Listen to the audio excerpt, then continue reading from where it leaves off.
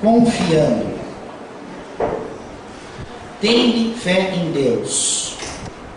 Jesus, Evangelho de Marcos 11, 22. Também no Evangelho de Mateus e Lucas. Esse versículo isolado, tende fé em Deus, que Jesus pronuncia para os seus discípulos, se refere à circunstância da figueira seca.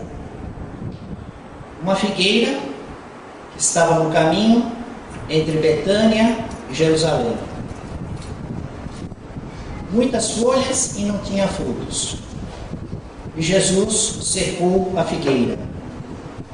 A primeira questão: isto é um fato ou isto é uma parábola? Jesus realmente ordenou para que ninguém nunca mais coma fruto desta árvore, da figueira, e ela, no mesmo instante, se tornou seca? Jesus secou a figueira? Ou é apenas, não apenas, sempre tudo de Jesus é grande, ou é uma parábola, uma circunstância que Jesus compõe, se colocando dentro, com o objetivo de ensinar uma moral? Pode compor uma parábola se colocando dentro da parábola? Pode. Parábola da tentação do deserto. Jesus compõe a parábola se colocando na parábola. A regra da parábola, que é comparação, é colocar dados, fatos, circunstâncias perfeitamente compreensíveis. E por comparação, daí a palavra parábola, conhecermos e aprendermos, repetirmos de circunstâncias desconhecidas. Partir do conhecido para o desconhecido. Pode ser circunstância real, imaginária, estarmos dentro, estarmos fora. Se não tivesse o próprio Jesus inserido no contexto, se não fosse Jesus, se fosse qualquer homem, já estava respondida a questão, se é fato ou se é parábola. Por quê? Porque nenhum homem na Terra tem o poder de olhar uma árvore, mandar ela ficar seca e ela secar na hora. Apesar que tem muita gente com olho gordo que estraga muita planta. Não é minha planta secou, foi aquele olho gordo que veio aí. Né? Mas na realidade, o que observamos é que não existe esse poder humano. Na faixa humana de evolução, os homens não têm esse poder. O problema é que estamos falando de Jesus.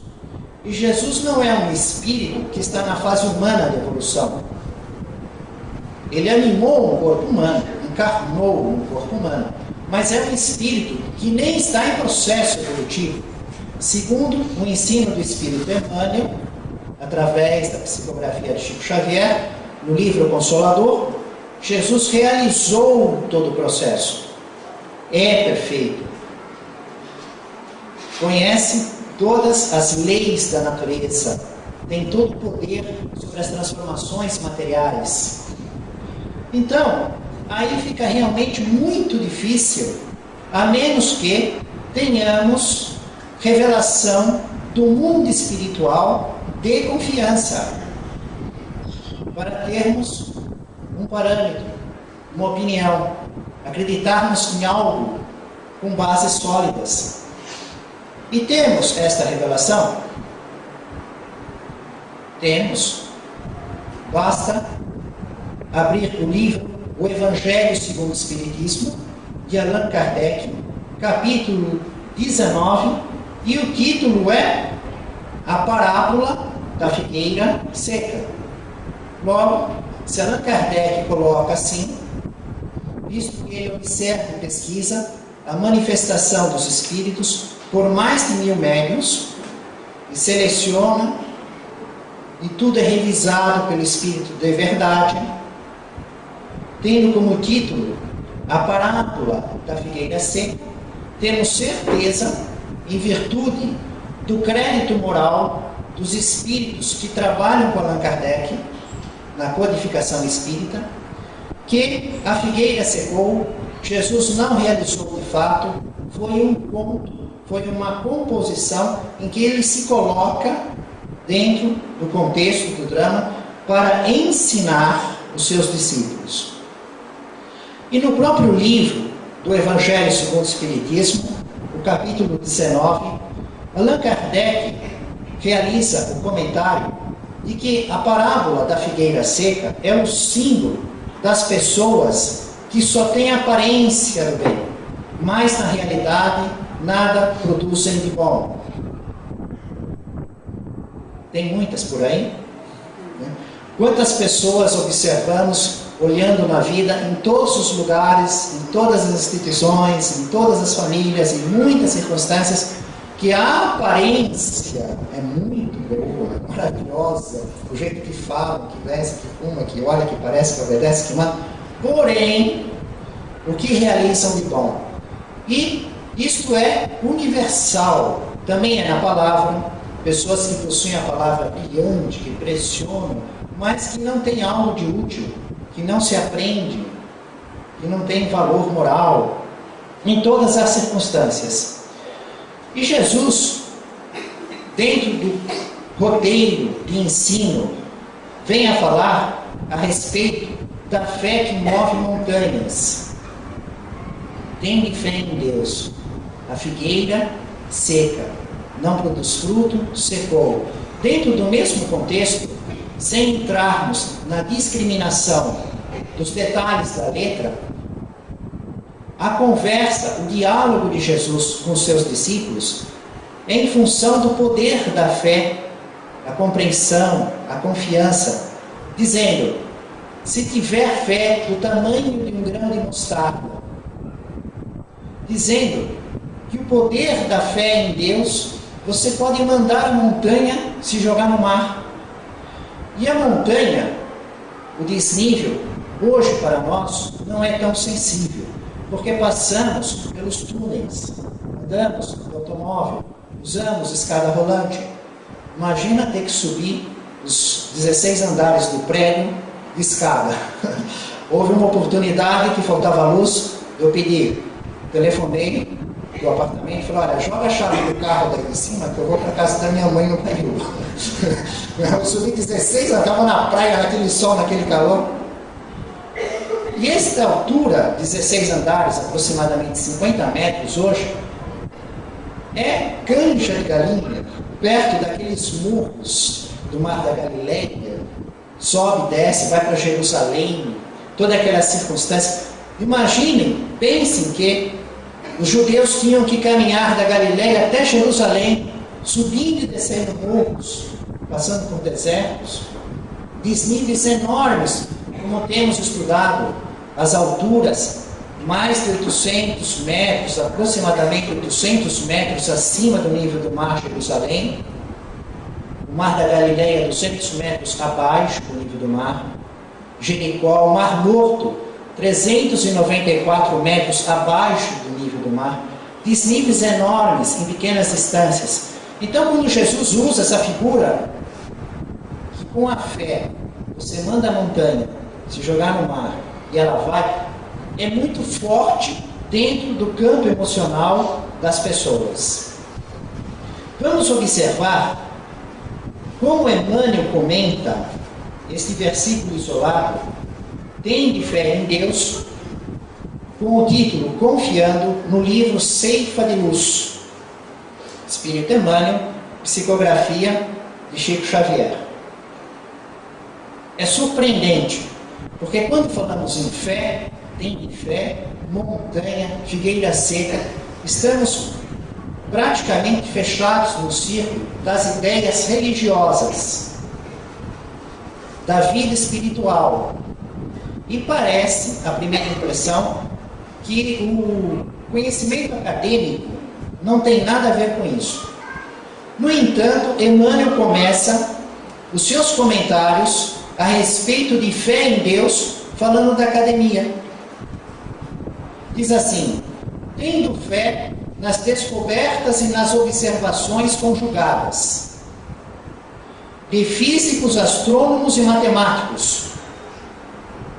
O homem construiu um foguete com que explora vitoriosamente o espaço cósmico. É um verdadeiro salto do ponto de vista da inteligência. Ele usa o conceito de compreender, confiar, a fé raciocinada, a compreensão raciocinada, tira do contexto religioso, do Evangelho, justamente de um trecho com uma imagem impactante, uma figueira que seca instantaneamente, um poder de mandar a montanha se jogar no mar, e nos traz esta ideia para o campo acadêmico da nossa vida diária. Nos vem falar de foguete, de física, matemática, astronomia, com o mesmo parâmetro: compreender e confiar. Será que Emmanuel foi chutar um pênalti e a bola espirrou e foi para o escanteio? Ou será que ele falou coisa com lógica? Ora, na física, na astronomia e na matemática, que são as ciências conjugadas, que ele coloca em primeiro ponto, é necessário compreender? Ou basta sair fazendo de qualquer jeito que dá certo? Você pega uma equação da matemática que tem que resolver, você tem que compreender aquilo? Ou não precisa? Você põe um monte de número lá e vai achar a resposta certa. Tem que compreender e tem que confiar. Um engenheiro e um prédio. Então, ele faz o projeto arquitetônico, a planta, aprova a planta, e aí ele vai calcular o peso do prédio, a carga fixa, o peso próprio, a carga móvel, e chega a um conjunto, o peso que ele vai colocar no solo, e o solo tem que suportar aquilo. Testes no solo, tipo de solo, como é que se constrói os detalhes para todo esse peso do prédio ser transferido para o solo e não cair. Não está entrando aí uma série de informações que tem que ter compreensão, mas além de compreensão tem que ter confiança. Qual é a garantia dele? Que ele faz toda aquela fórmula, o que a ciência acadêmica considera adequado, e depois não cai tudo. Funcionou para o outro e não funciona para ele. Sem erro de cálculo, com todo o critério da prudência, tudo adequado.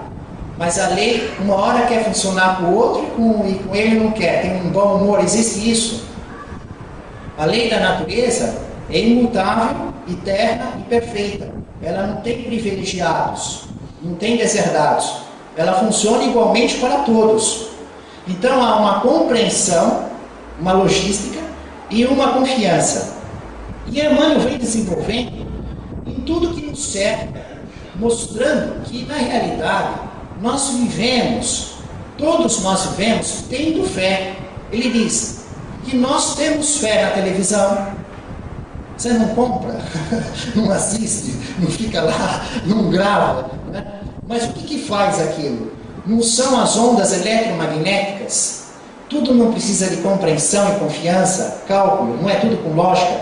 Os processos imunológicos, que entram na área médica, que criam as vacinas, as escolas, os setores múltiplos do conhecimento. Depois Emmanuel nos fala do motor. Quem abrisse o livro, sem ver aqui Chico Xavier, Ceifa de Luz, e nem lesse essa primeira parte aqui, tem de fé em Deus, Evangelho de Marcos, ficasse lendo só o texto, não ia pensar de modo algum que estaríamos lendo um livro de consequência moral, de aspecto religioso. Porque o texto vai falando de astrônomos, físicos, matemáticos, televisão, processos imunológicos, escola, agora vem falar de motor e de automóvel. E depois se acostumar a nossa inteligência dizendo que nós diariamente vivemos com os objetos que nos cercam, com a nossa vida diária, em tudo que nos cerca, num sentido de compreensão, pelo menos parcial, porque se é verdade que não conhecemos tudo do automóvel, mas sabemos ser usuários. e uma confiança relativa, ele transporta, ele volta, aí que ele entra no Evangelho, e diz que é do mesmo modo que tudo que Jesus nos ensina a respeito do comportamento moral, da vida espiritual, da reencarnação, do processo evolutivo, do reino dos céus, é regulamentado por leis da natureza. Qual a diferença da física e do progresso espiritual? Qual a diferença do que estuda a química e do que estudam os espíritos? É que a química se ocupa de uma matéria que ela não tem livre-arbítrio. E com os espíritos têm livre-arbítrio. Isso é algo diferente, o que é estudado. Porém, as leis que regem o comportamento da matéria e as leis que regem a vida do espírito são ambas feitas pelo mesmo Criador, pelo Deus único. São leis imutáveis, leis eternas, leis perfeitas, leis que estão na natureza e que progressivamente são compreendidas. Se adquire confiança. Com o conhecimento da química, da física, da astronomia, fazemos foguetes, automóveis, vacinas. E com a compreensão e a confiança nessas leis espirituais, nós evoluímos com o espírito. E a felicidade é proporcional à evolução. Nós conquistamos faculdades no sentido e na inteligência do espírito. E o poder sobre a matéria é proporcional à hierarquia evolutiva do espírito. Assim também, confiando nos ensinamentos do Cristo e praticando-os, como se faz necessário, a criatura edificará a sua própria felicidade. A felicidade não é dada por Deus, é conquistada pela criatura. O que Deus dá e trabalha continuamente é na circunstância, oferecendo as oportunidades adequadas para que cada criatura realize e construa a própria felicidade. Entretanto, qual acontece ao foguete, à televisão, à vacina, à escola e ao automóvel, que funcionam segundo princípios em que se baseiam, a fim de oferecerem os frutos preciosos no auxílio ao homem, a fé nas lições de Jesus só vale devidamente se for usada de modo correto. Existe algo mais lógico do que Emmanuel colocou? Mais contundente, mais lógico, mais evidente? Vamos observar dentro do próprio Evangelho uma realidade, um fato ocorrido que tem essas características: uma compreensão parcial, mas há uma compreensão, uma confiança e um uso de acordo com as instruções adequadas. Que nem compramos um aparelho ou compramos um automóvel, depois tem um manual de instruções, como aquilo funciona, como se realiza as manutenções, como se cuida daquilo. Tem que observar esse procedimento que temos que ter. Então, vamos estudar a cura da filha de Jairo. Jairo era um dos chefes da sinagoga. Hoje não é assim, né? Mas naquele tempo, quem tinha um alto poder e hierarquia sacerdotal vivia muito bem de vida. Hoje, o pessoal trabalha só por amor, então não tem relação. Mas naquele tempo, imagina o chefe da sinagoga. Logo, ele tinha um contato com os médicos da época, com os acadêmicos da época e com a classe sacerdotal, que estuda a Torá, a lei e os profetas. Tinha uma filha única de 12 anos, que ela estava quase morta. Havia esgotado todos os recursos com sacerdotes, com médicos, com tudo. Ele é o chefe da sinagoga, em Cafarnaum, na sua residência. Só que Jesus não se encontra em Cafarnaum. Jesus está pelo mar da Galileia, e aí ele chega, depois de alguns dias, aquela multidão desejosa de ouvir o seu ensino, a sua palavra, de obter a cura. Havia no meio da multidão uma mulher com fluxo de sangue há 12 anos, que tinha gasto todo o seu dinheiro com os médicos. Ninguém conseguiu curar nem aliviar, ela só ficou pior. Estava lá de modo oculto, sem ninguém saber, ninguém podia saber por causa da impureza ritual, desejando tocar a orla azul da veste de Jesus para ser curada. E Jesus, se dirigindo a palavra ao povo, chega o chefe da sinagoga de Cafarnaum, sai da sua residência, onde sua filha está quase morta, a sua filha única de 12 anos. Pensem a reação do povo observando uma autoridade religiosa, o chefe da sinagoga de Cafarnaum. Lugar conhecido, está lá a ruína, uma outra construída em cima. Chega lá, ele abrindo aquele espaço, vai adiante de Jesus e se coloca numa posição de profundo respeito, reconhecendo a autoridade e o poder de Jesus, se prostrando nos pés e suplicando a Jesus com insistência para que Jesus vá à sua casa e imponha suas mãos na sua filha para que ela seja curada, sare e viva. Esta circunstância é impactante. Pensemos na compreensão e na confiança que está se apresentando no ato do chefe da sinagoga. Porque ele poderia ter pensado assim: não há mais o que fazer. Já vi a Torá, eu aqui sou um dos chefes da sinagoga, os melhores comentadores, explicadores, os sacerdotes, a lei, e entregar os pontos. Mas ele compreendia as curas e confiava no poder de Jesus.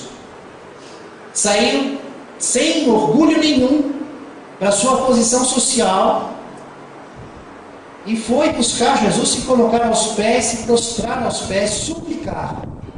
Isso está mostrando que existe uma compreensão e uma confiança. Jesus se levanta e começa o caminho para a casa de Jairo. No entanto, a multidão não compreenia. A mulher com fluxo de sangue o toca, é curada, surge um diálogo. Jesus conversa, é um outro estudo. Quando ele ia continuar o caminho para a casa de Jairo, chegam da casa de Jairo, chegam pessoas informando que não adianta mais, porque a menina já está morta. Chegam na casa de Jairo. Não adianta incomodar mais o mestre. Ela está morta. Jesus, no mesmo instante, contesta e diz: não temas, crê. No fundo, tem fé em Deus, crê. Como proceder o chefe da sinagoga? O que faz?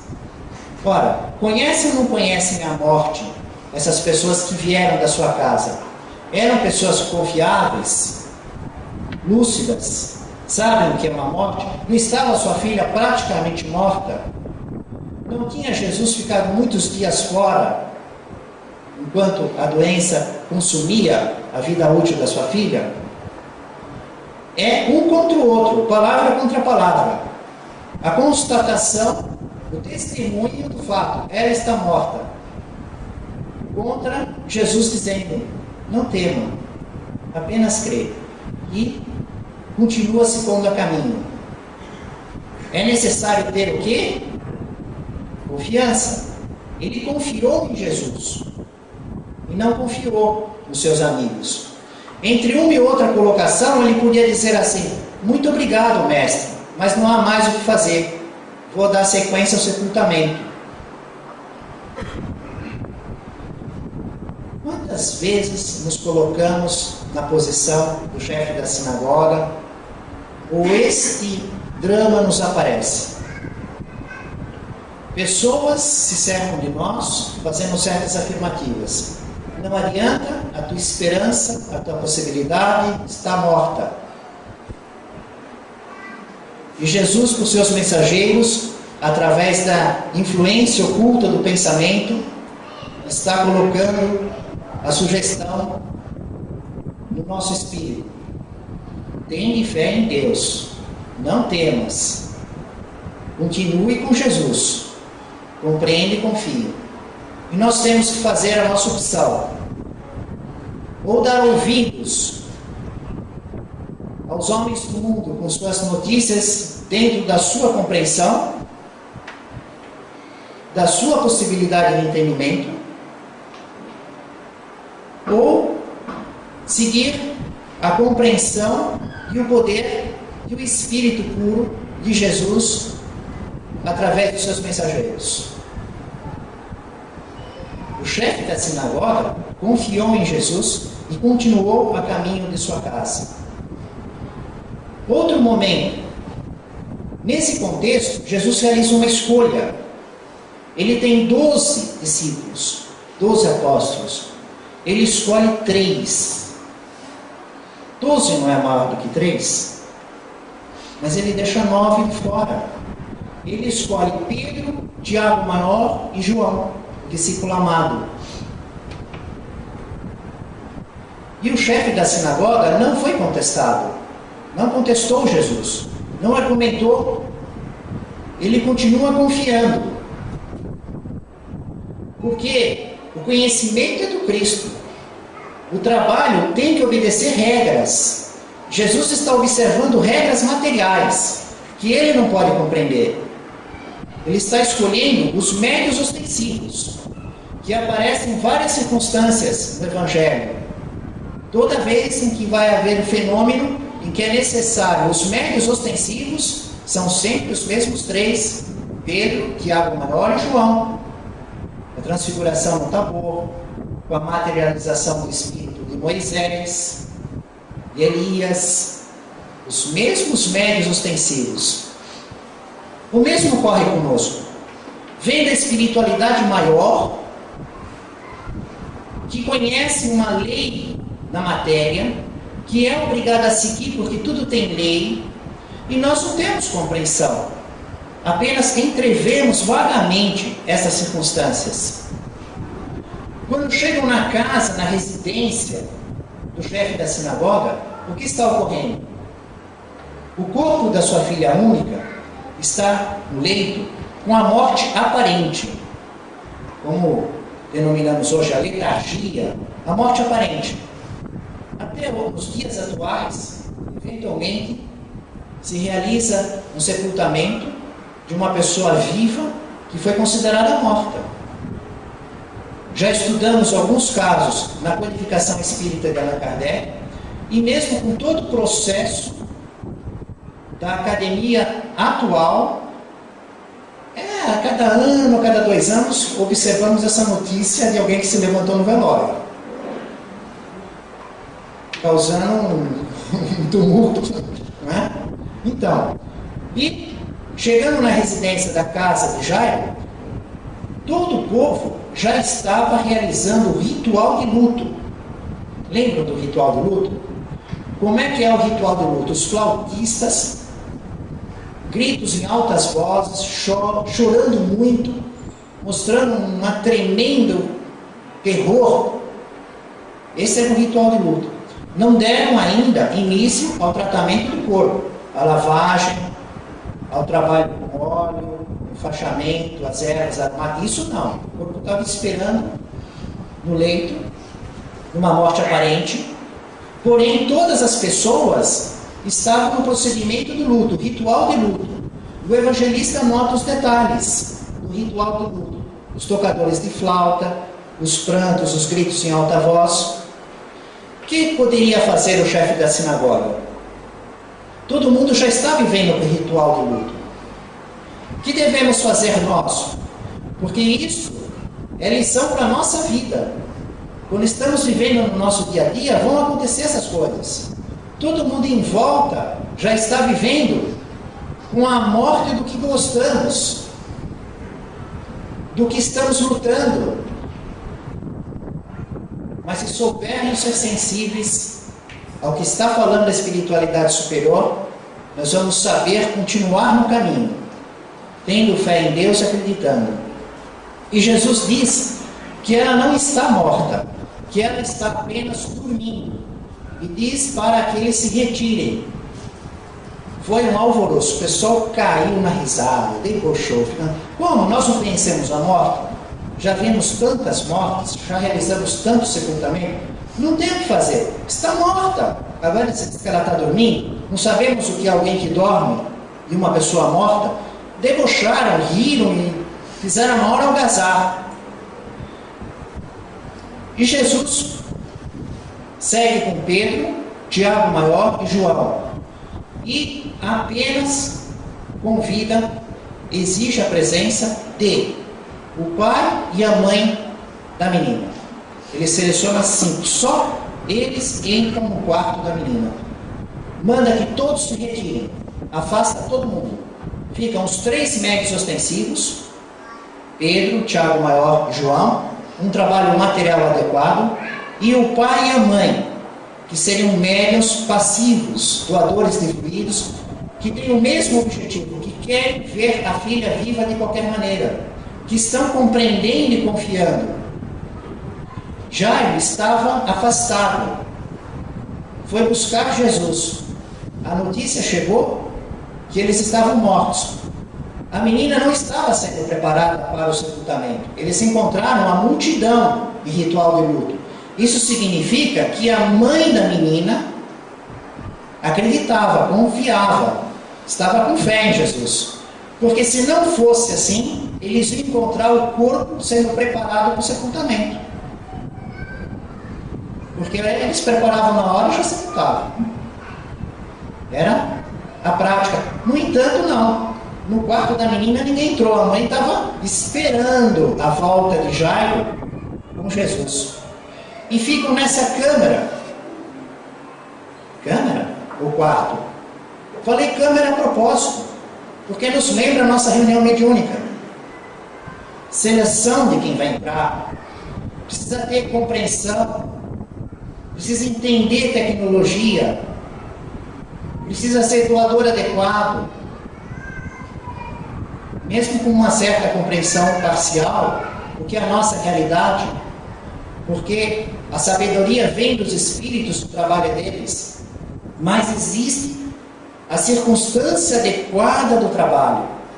O que Jesus realiza? Afasta os curiosos, incrédulos, ignorantes, que se julgam com conhecimento, e cria exclusividade no quarto da mãe, do pai, Pedro, Tiago, João e ele, que realmente sabe e que vai fazer o serviço.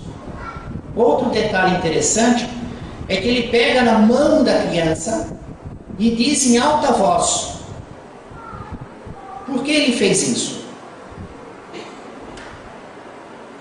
Não sabemos.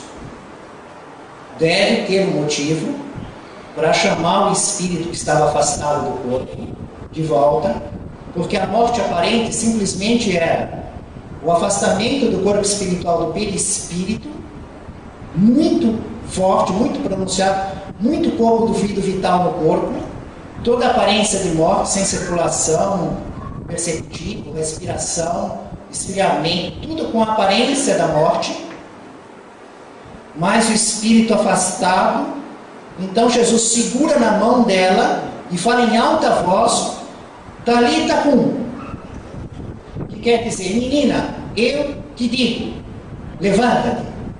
Ou seja, ele está exortando esse espírito a voltar ao corpo e se levantar. E é o que ocorre.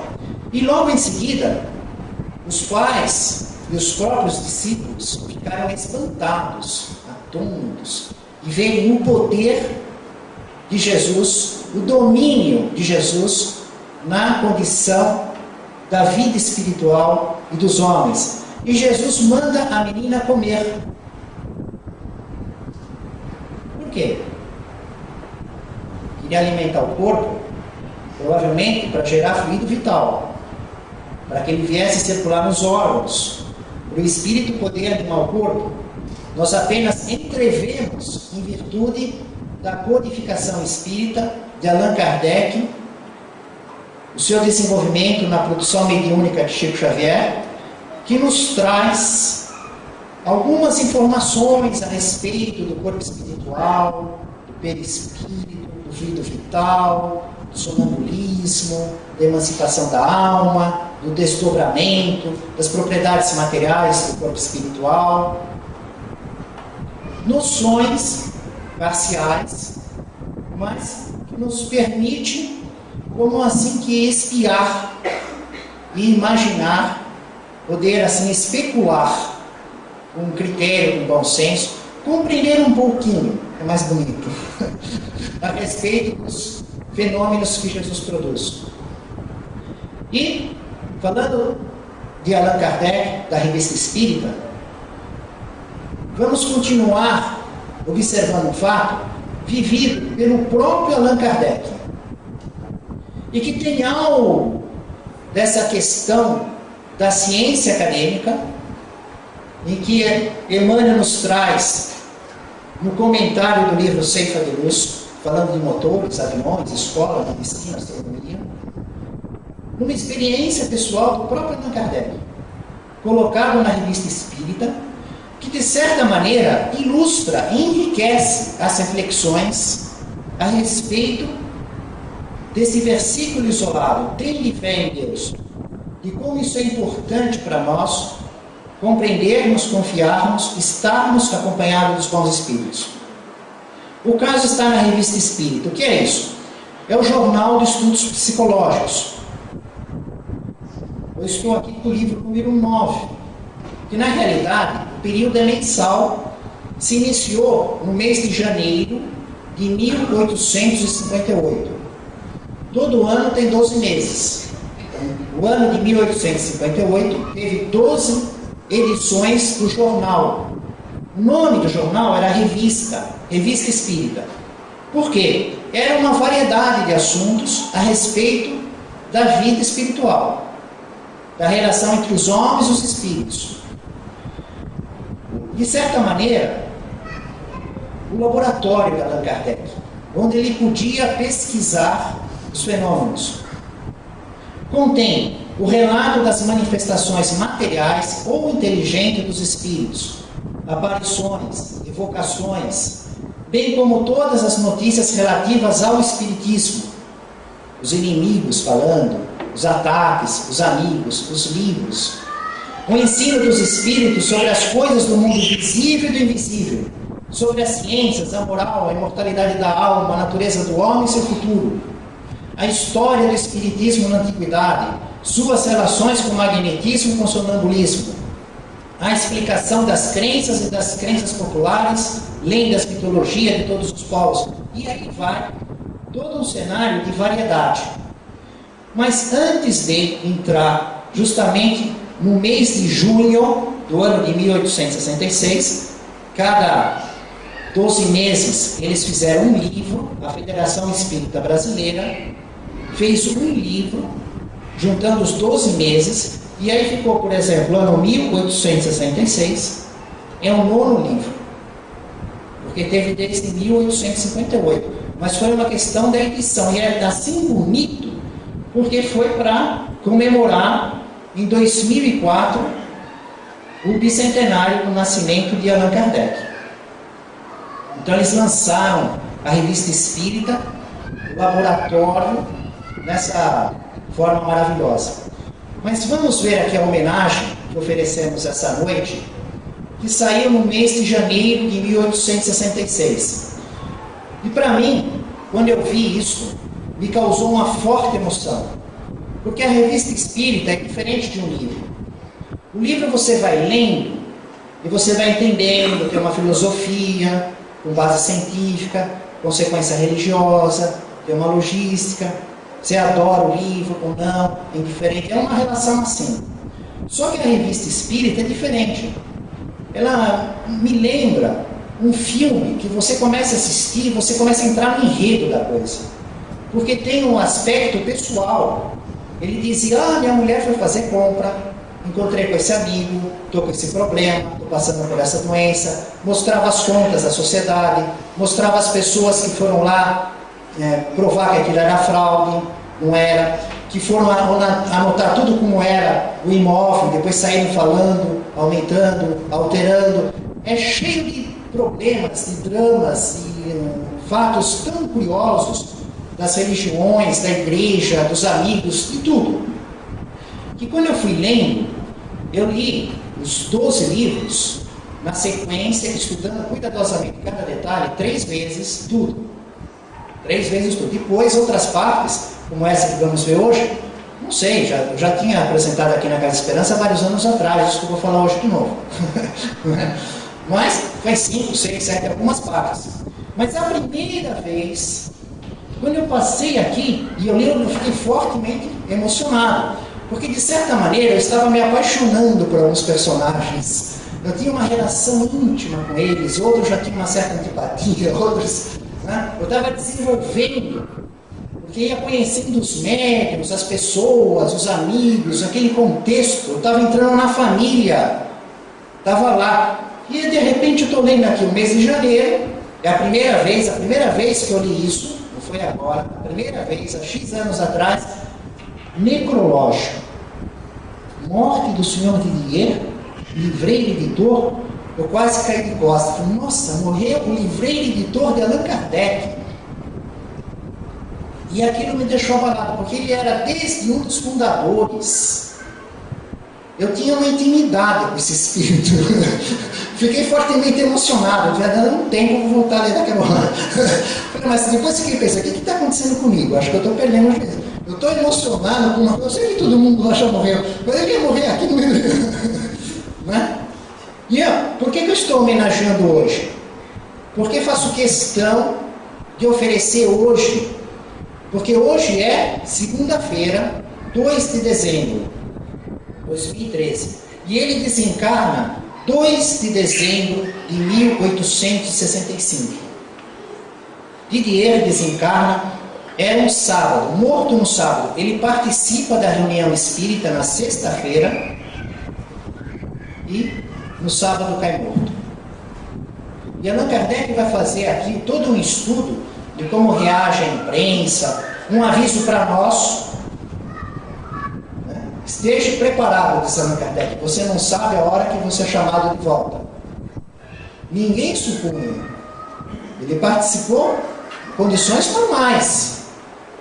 Na sexta-feira, na reunião da Sociedade Parisiense de Estudos Espíritas. No sábado, o corpo caiu morto esperando a moção. E ele estava fazendo a 14ª edição do Livro dos Espíritos.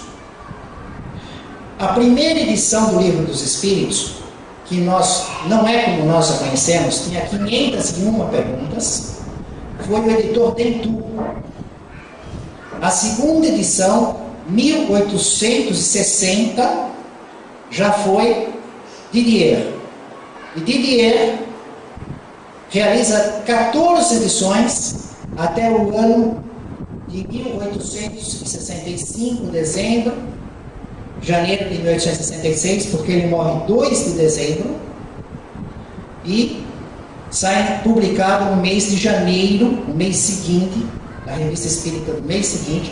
Allan Kardec foi amigo pessoal íntimo dele por 7 anos. Então, Deus, em nome de Jesus, agradecemos de todo o coração ao espírito do livreiro editor Didier, que muito cooperou com Allan Kardec, e hoje podemos desfrutar um pouco dessa luz maravilhosa. Que Deus os abençoe.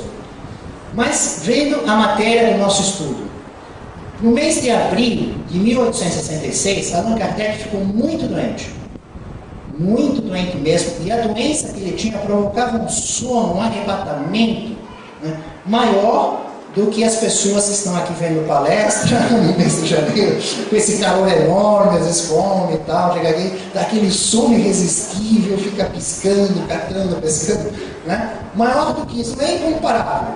Ele teve um problema na saúde e toda hora ele se via constrangido a lutar com sono e tal.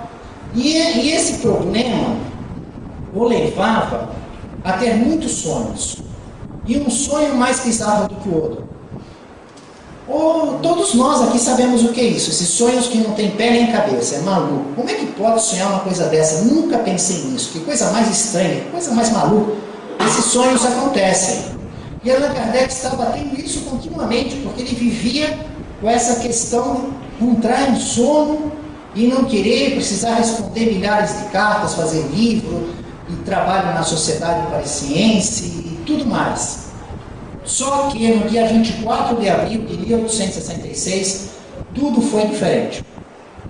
Porque ele entrou naquela luta com o sono venceu, e ele teve um sonho como jamais ele teve na vida. Era tudo nítido, preciso, enormemente preciso, muito nítido, nos mínimos detalhes, só que profundamente estranho. Ele sonhou que ele estava vendo um lugar que ele não sabia o que era. Nunca viu aquele lugar no mundo, na vida. E parecia uma rua. E havia uma reunião de indivíduos. E ele olhava aqueles indivíduos e percebia que alguns daqueles indivíduos ele conhecia. Mas ele não sabia o nome. Mas ele sabia que ele conhecia. Mas não sabia quem era. E outros ele desconhecia. E esses indivíduos falavam entre eles sobre um assunto. E ele quis se aproximar para ouvir o que eles estavam conversando. Qual era o objetivo daquela assembleia? Por que eles estavam juntos naquele lugar? Num lugar que parecia um muro, que tinha um muro, numa espécie de rua. O que falavam eles? E aí, quando ele chegou nesse lugar, se aproximou, foi se aproximando, ele acabou vendo uma frase escrita no muro. E a frase estava escrita assim: descobrimos que a borracha enrolada sob a roda faz uma légua em 10 minutos.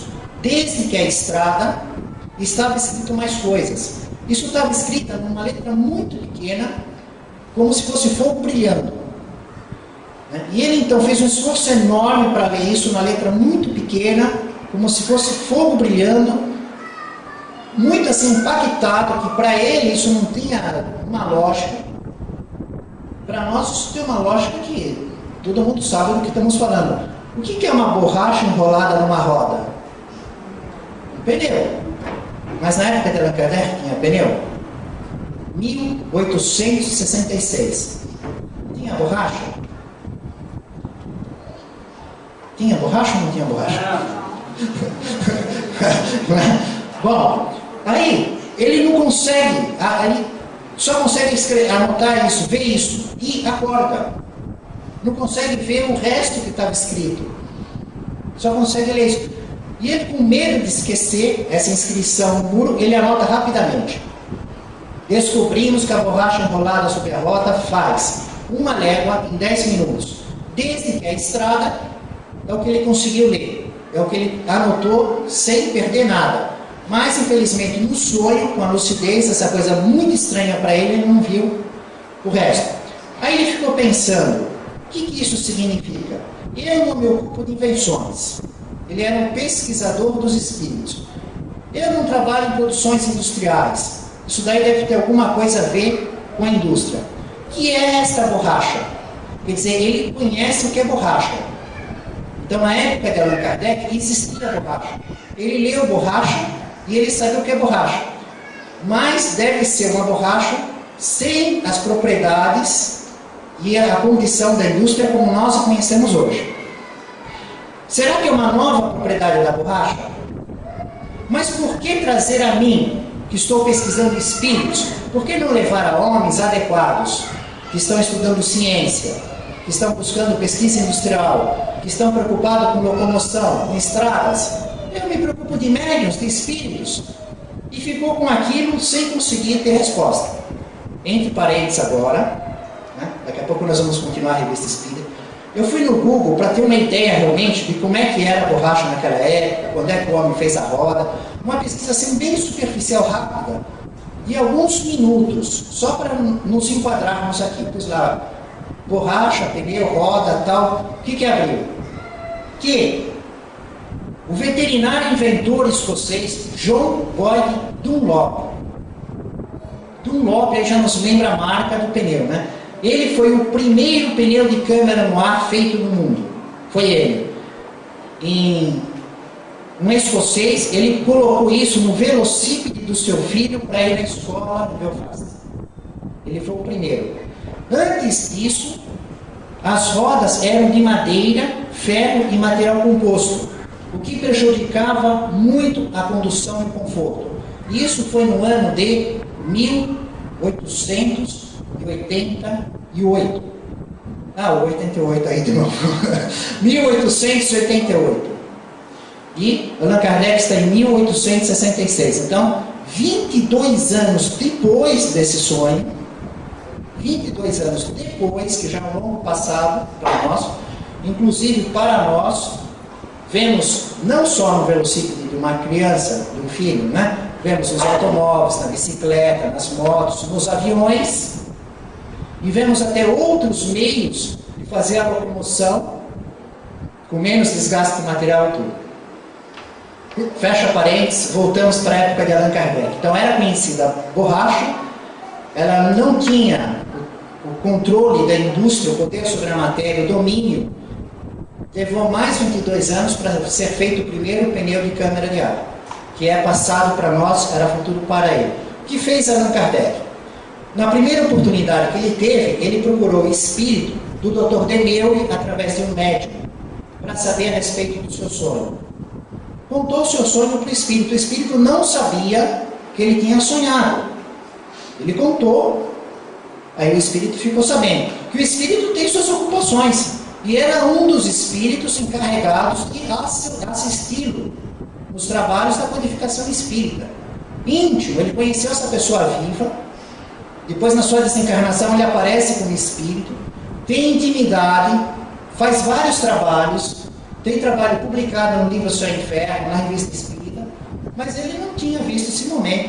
E ele diz assim para Allan Kardec: os outros sonhos que te pareciam bizarros, era fácil explicar. Eu sei explicar. Por quê? Organicamente, o corpo cansado, há a tendência da vida espiritual, a emancipação da alma, o espírito se afastar do corpo. Só que se o corpo está doente, o corpo acaba chamando o espírito de volta. Então há um conflito de tendências. A tendência que quer afastar o corpo, o espírito, o perispírito, o corpo espiritual do corpo carnal, ficando ligado pelo cordão fluídico, para que haja recuperação, o descanso necessário. É uma tendência, a emancipação, afastamento, contra outra tendência que chama o espírito de volta. Então, por exemplo, barulhos, alimentação, remédios, doenças, podem ou chamar ou afastar. E o cansaço, ou estar descansado, também vai trabalhar nisso. Então, quando há a circunstância de espírito ter que fazer isso, vem, vai, esse conflito nas tendências, ele fica misturando entre o perispírito, os arquivos que estão no corpo espiritual e os arquivos que estão no corpo carnal do cérebro, faz um embaralhamento tal, faz uma conjuntura bizarra. Compreenderam porque temos os sonhos bizarros? É simplesmente dizer, por que eu sonho essas coisas tão malucas? Simples, é porque naquele momento estava havendo um conflito entre o seu espírito. Algo te chamava para o corpo e algo te chamava, levava para fora. E ficava nesse... né? Criou essas imagens no campo cerebral, sem lógica nenhuma. Bom, só que o Dr. Demeure, o espírito do Dr. Demeure, diz assim para Allan Kardec: neste caso eu não sei o que foi, eu vou me informar em boa fonte, e amanhã eu te trago a resposta. Se comunica por um médium e passa a resposta para Allan Kardec, porque Allan Kardec não tinha mediunidade ostensiva. Ele tinha que se sujeitar a um médium para ter contato com os espíritos. Ele não citou qual foi a boa fonte. Eu estou muito curioso. Quem será que ele foi consultar para saber o que aconteceu? Mas no dia seguinte ele comparece e ele diz: o que aconteceu foi real, não foi da sua imaginação. Eram todos homens vivos, encarnados, que não se conhecem na vida, cada um está no seu lugar, todos estavam dormindo e se reuniam em espírito, e todos eles têm o mesmo objetivo. Eles são pesquisadores com a missão de desenvolver os processos industriais na aplicação da borracha e na diminuição do tempo de transporte, de locomoção. Isso não tem nada a ver com o espiritismo, mas você foi levado para ver isso, porque isso é um assunto do Jornal de Estudos Psicológicos. Isso é uma matéria. Os homens saberem que durante o sono do corpo, os espíritos se afastam do corpo e se reúnem com os que pensam igual. Isso é válido para uma pesquisa, isso é válido para o vício. Isso é válido para a caridade, isso é válido para o vampirismo. Isso é válido para o bem, isso é válido para o mal. Eles se afastam e fazem as pesquisas. E então, era para você observar essa realidade. Os homens dormem e, conforme as circunstâncias, eles se encontram. Por isso que, muitas vezes, várias invenções surgem quase que igual. Porque eles voltam, não se lembram do sonho, não se lembram, e depois seguem a intuição e vão fazendo as suas pesquisas, e um descobre, outro descobre lá, parece que copiou. E por fim, Allan Kardec pergunta, então, para o Dr. Demeure, espírito do Dr. Demeure, o que pensar das descobertas atribuídas ao acaso? Algumas não são frutos de nenhuma pesquisa? Allan Kardec perguntando de invenção que é realizada por acaso. O acaso existe? Então o espírito do Dr. Demeure diz que os espíritos mais evoluídos, as estrelas cadentes, o exército das virtudes do Senhor, eles espalham a luz. No entanto, passam por esses fios de luz dezenas, centenas e milhares de homens. Eles são levados ao fenômeno, a essa luz que está presente, que foi divulgada, foi colocada por esses espíritos. No entanto, apenas um talvez tenha a capacidade de compreender aquilo. E este, com a capacidade, favorecido com o desdobramento do sono do corpo e fazendo a pesquisa ostensiva, e volta, não se lembra da forma, mas vem com a intuição, tendo a capacidade de saber usar, vai realizar a invenção, a descoberta. Não há acaso. Tudo é inteligente na natureza.